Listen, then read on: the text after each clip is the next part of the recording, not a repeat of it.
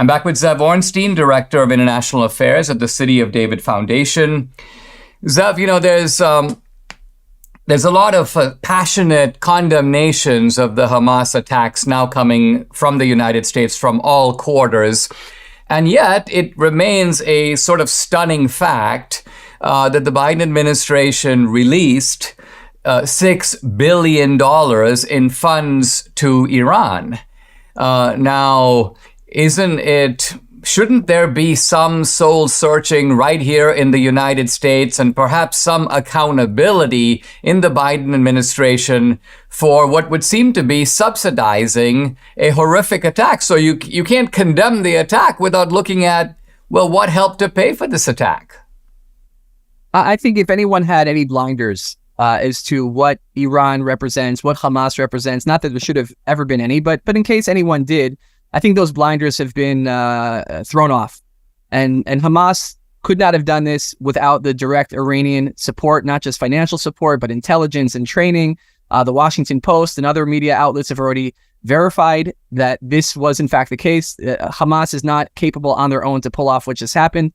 So Iran was directly behind this. And Iran is the single largest backer of both Hamas and Hezbollah, which are the two fronts that Israel is primarily dealing with, Hamas in the south and Hezbollah in the north. And the thought that, $6 billion, it's a lot of money, is going to Iran. It's even if, it was given under the best of intentions, let's, give benefit of the doubt. It's not too late to say, we can no longer give you that money. I'm sorry, but the United States of America, which stands for the values that the country was built upon, standing with their allies who were just attacked by an Iranian proxy, that the United States of America can't in good conscience allow the $6 billion to go to Iran. And believe me, there are a lot of better causes to give that money to. I mean, Israel right now is going to have to rebuild the country from this attack, just in terms of humanitarian need. Better to give it to something like that than to Iran. And so I would imagine it should be an apolitical thing. This should not be a Republican issue or a Democrat issue. But there are good guys and there are bad guys here. And I think everyone, whether you're Republican or Democrat, should be able to agree that Iran is on the evil side. Hamas is on the evil side. And giving any money, especially now, billions of dollars, which everyone knows, will be used for more of the same as what we just saw in Israel over the last couple of days.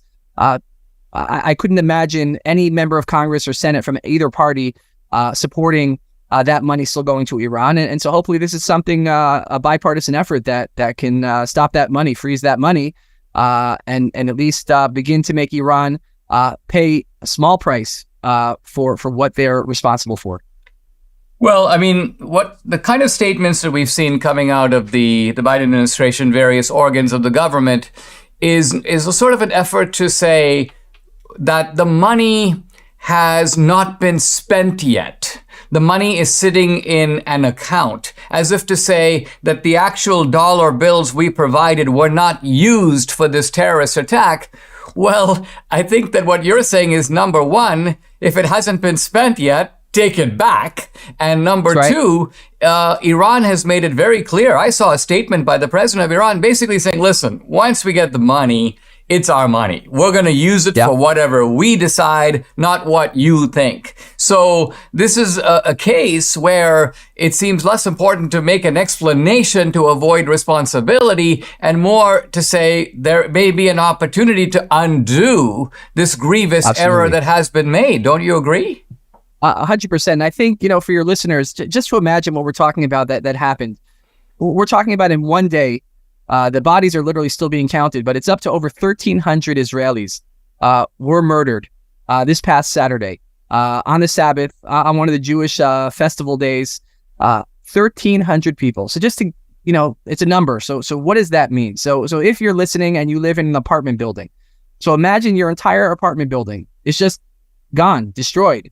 And then the one next to that one, and the one next to that, and the whole block of apartment buildings, and you come out to about 1,300 people.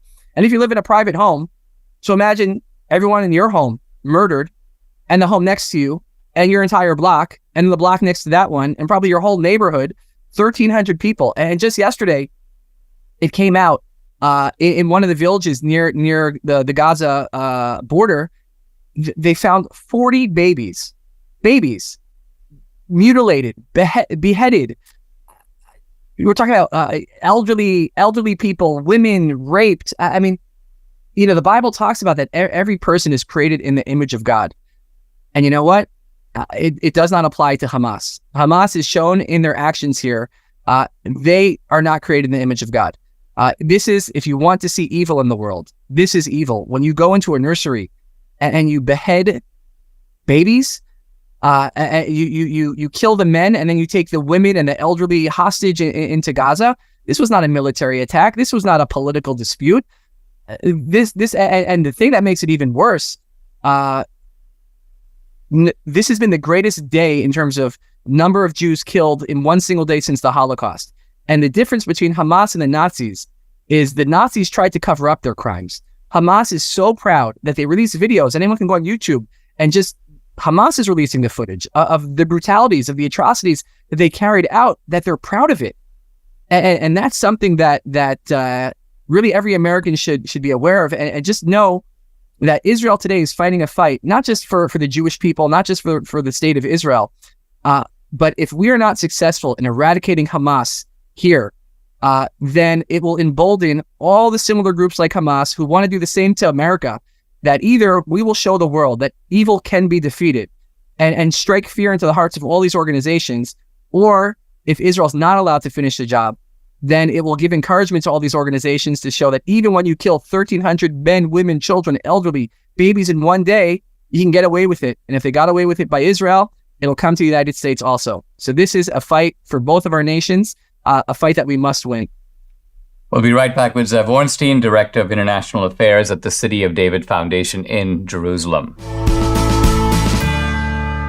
Mike Lindell has a passion to help you get the best sleep of your life. He didn't stop with the MyPillow pillows. He also created the Giza Dream bed sheets. Now, these sheets, we have them all over our house. They look and feel great, which means an even better night's sleep, which is critical for our overall health. Mike found the world's best cotton called Giza. It's ultra soft and breathable, but also extremely durable. And Mike's latest deal, sale of the year, for a limited time, you get 50% off the Giza Dream Sheets, marking prices down as low as $29.98, depending on the size. So go for it. Go to mypillow.com and a promo code Dinesh. There you'll find not just this great offer, but other offers, deep discounts on all the MyPillow products, the MyPillow pillows, the mattress topper, the towel sets, and so much more. The number to call, 800-876-0227. Again, it's 800-876-0227, or go to mypillow.com to get the discount. You need to use the promo code DINESH, Dinesh.